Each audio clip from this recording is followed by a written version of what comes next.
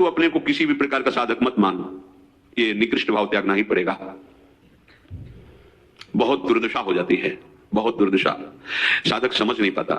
श्री स्वामी सच्चिदानंद जी महाराज जब भ्रमण हम कर रहे थे तो कुछ समय उनके पास भी रहे बड़े अच्छे महापुरुष। वो उस समय ब्रह्मचारी जीवन होता है, जैसे नैष्ठिक ब्रह्मचारी, महावाक्य संन्यास ऐसे क्रम होता है। उस समय नैष्ठिक ब्रह्मचारी के व्रत में थे। तो उन्होंने कहा, ब्रह्मचारी एक तुम्हें घटना सुनाते हैं पास की, वो इसलिए सुनाते हैं कि इसको बहुत गौर से सुन लेना। हम कहा जी महाराज जी। बोले हमारे परिचय के ब्रह्मचारी जी थे, वो यहाँ बहुत बड़े जमींदार हैं, कोई गांव का नाम बताया उन्होंने, कहा वो जमींदार हैं, वो संतों को भगवान मानते हैं। कोई भी संत चला जाए बिल्कुल भगवान का स्वरूप मानकर उनकी आरती पूजा, और घर एकदम उनके लिए फ्री, कहीं बैठो किसी से बात करो, तो उनका बड़ा भगवत भाव। बोले वो ब्रह्मचारी जी उनके यहाँ 10-10 दिन रुकने लगे। जब हमें पता चला तो जब हमारे पास कभी आए तो उनको कहा, बिल्कुल बिल्कुल सिद्धांत के खिलाफ मत चलो, शास्त्र आज्ञा नहीं करता, विरक्त को आज्ञा शास्त्र नहीं करता आप गृहस्थ के घर रुक जाओ, नहीं। आप अगर रात्रि हो रही है, किसी नगर में गांव में है, तो देवालय में रुकिए, भिक्षा ले लीजिए, देवालय में पाइए। गृहस्थों के आसनों पर शयन करना, उनके घर में कई दिन तक रहना, ये ठीक नहीं। अगर कहीं ऐसा बन भी जाए संयोग कि उनके घर में रहना है, तो उनके घर के बाहरी हिस्से में, जैसे छप्पर पड़ा है, खपरेला पड़ा है या बारंडा, एकदम खुले में चौड़े पे आसन लगाना चाहिए साधु को। कोठरी में, कमरे में, ऐसे अंदर नहीं, गृहस्थी के लिए ऐसा नहीं। उनको हमने समझाया। स्वामी जी सच्चिदानंद जी बोले कि आप 10-10 दिन जमींदार जी के यहाँ रहते हैं, यद्यपि वो बड़े श्रद्धालु हैं, पर शास्त्र विरुद्ध है, आपको ऐसा नहीं करना चाहिए। वो उनको बड़े उपनिषदों के सूत्र ज्ञान थे, तो वो हंस के स्वामी जी कहते कि देखो भाई, हम पढ़े लिखे ज्यादा तो है नहीं, पर हम महापुरुषों से कड़े हैं, इसलिए हम कह रहे हैं तुम गलत हो।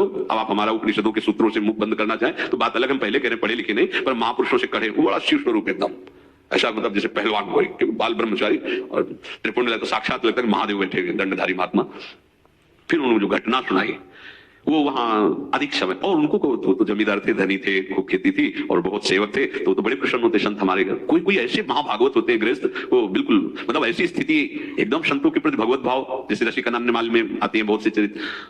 अब क्या हुआ कि उनकी जो घर की एक बेटी थी, वो बैठना उठना धीरे धीरे धीरे धीरे, ये मन है, जब तक ये मन जिंदा रहता है तब तक तुम बहुत सावधानी तुम्हें मार देगा।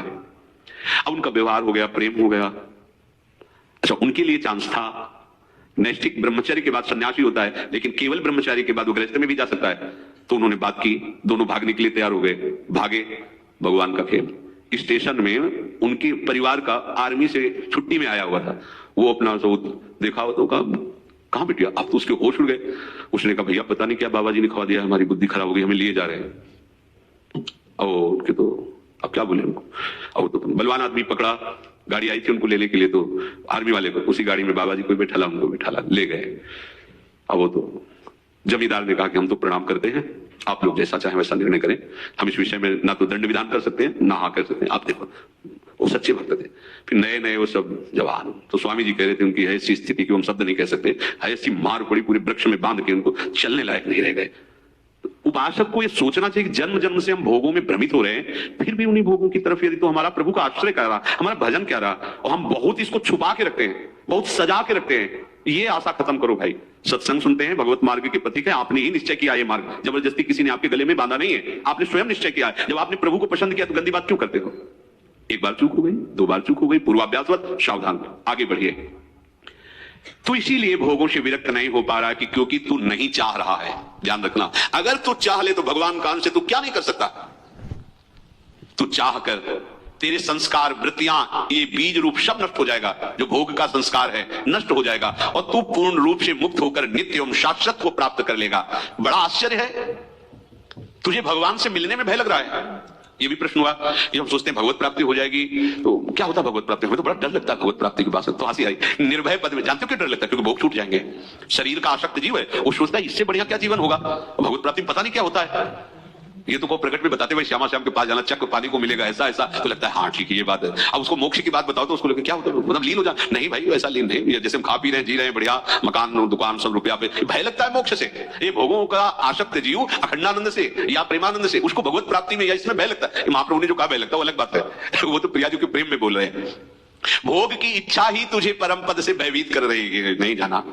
इसलिए जब तक तुम्हारी कोई भी इंद्री भोग वासना के लिए लालायित हो रही, तब तक तुम बिल्कुल सावधान रहो।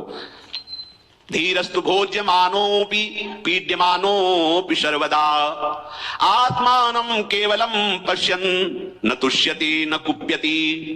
तुम किसी पर प्रसन्न मत हो, समझो सिद्धांत, और किसी से नाराज भी मत हो।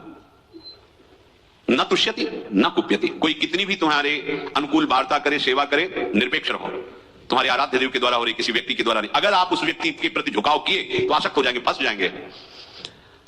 अब चूंकि बचपन से भ्रमण किए इसलिए हर बात का उदाहरण आ जाता है। एक फलाहार करते थे, उनके हाथ के हमने भी कुट्टू की रोटी पाई। जब फलाहार कर रहे थे तो उनके भी आश्रम में गए। जब गृहस्थ जन जुड़ते हैं तो उनकी श्रद्धा उनकी कोटि की होती है। आपको उनके साथ ऐसे रहना है जैसे डूबने वाले के साथ बचाने वाला रहता है। कैसे रहता है? वस्त्र पकड़ा दिया दूर से, ऐसे। इतने बड़े तैराक नहीं हो कि कोई विषय में डूब रहा है और तुम विषय में